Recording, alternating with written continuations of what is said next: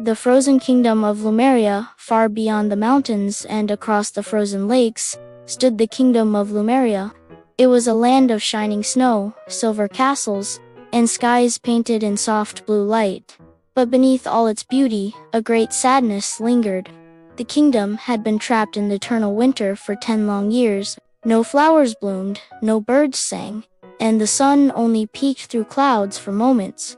The people had grown used to the cold, everyone except Princess Aria. Aria was kind and brave, with eyes like sunrise and hair the color of gold.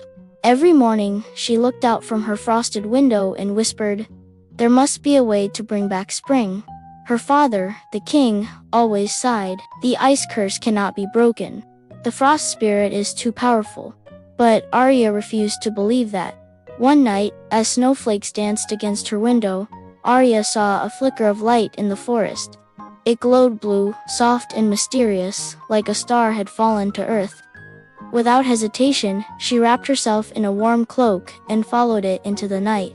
The snow crunched beneath her boots as she entered the dark woods. The wind howled, and branches glittered with ice crystals. Then she saw it, a small fox, made entirely of shimmering ice and glowing light. Its eyes sparkled like diamonds, and its fur shimmered with magic. When it spoke, its voice was like a bell made of wind. "Princess Aria, I have waited for you." Aria gasped. "You can talk." The fox bowed. "I am Firo, the crystal fox. I know how to break the frost spirit's curse." Her heart raced with hope. "Tell me how." But Firo shook his head gently. "It won't be easy. You must journey to the heart of winter and face the frost spirit yourself." Aria looked toward the snowy mountains. "I'll do it," she said bravely. "Lumeria deserves to feel the sun again." Firo's eyes glowed brighter. "Then our journey begins." Journey to the heart of winter. Aria and Firo traveled across endless snowfields and frozen rivers. The wind bit their faces, but the princess never complained. Along the way, they passed strange and magical places. They found an ancient bridge of ice, guarded by shimmering snow owls. Firo bowed, and the owls allowed them to pass, their feathers glowing with starlight. They crossed a valley where time stood still. Frozen deer, mid-leap, snowflakes hanging in the air like jewels. "The frost spirit's magic is strongest here," Firo whispered. As night fell, they built a fire from enchanted frostwood that burned with blue flames.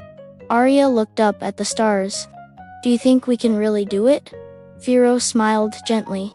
"The frost spirit cannot stop a heart full of warmth." In the morning, they reached the Cave of Echoes, where the frost spirit was said to dwell.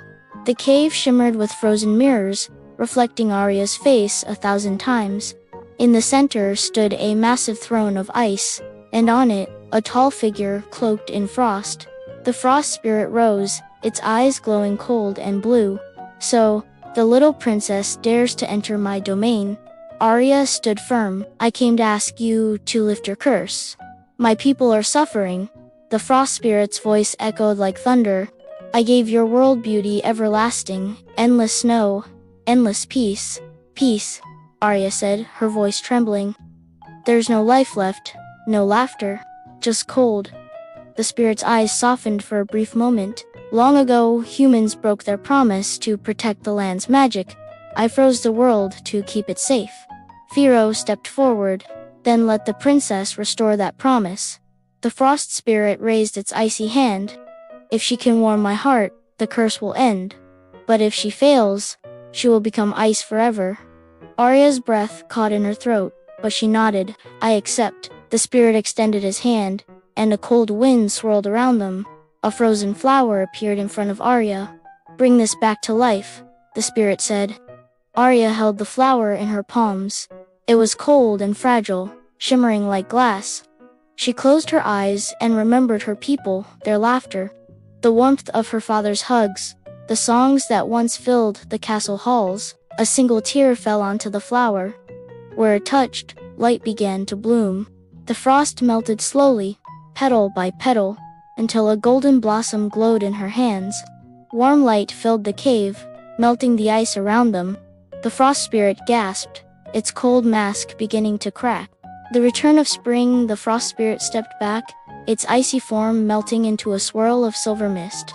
From the mist emerged a gentle face, once human, now spirit. "You have done what no one could," it said softly. "You brought warmth not with fire, but with love." The spirit lifted its hand and touched Aria's heart. A burst of golden light spread across the sky. Snow melted, rivers flowed. The ice covering Lumeria shimmered and vanished. Trees awakened, flowers bloomed, and sunlight poured into the kingdom for the first time in 10 years. Firo stood beside Aria, his crystal fur now glowing with soft gold. "The curse is broken," he said proudly. Aria smiled. "We did it together." The frost spirit bowed deeply. "Your courage has restored balance. The magic of the world will live again."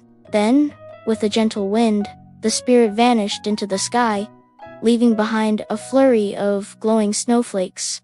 When Aria and Firo returned to the castle, the people cheered. Children ran across green fields, laughing and chasing butterflies. The king embraced his daughter with tears of joy. "You have brought spring home, my brave Aria." Aria looked for Firo, but the crystal fox stood at the edge of the forest, glowing softly. "It's time for me to go," he said. "Go?" Aria asked sadly. "But you're my friend." Firo smiled. "I'll always be with you. Every time a flower blooms, I'll be there." Before she could reply, he shimmered into tiny crystals that floated away on the breeze. Aria watched them rise into the sunlight, sparkling like stars in the day sky. From that day on, Lumeria thrived with warmth and light. The people told stories of the brave princess and the magical fox who melted the heart of winter. And every spring, when the first flowers opened, a small crystal fox would appear in the morning dew, watching over the kingdom he once helped save.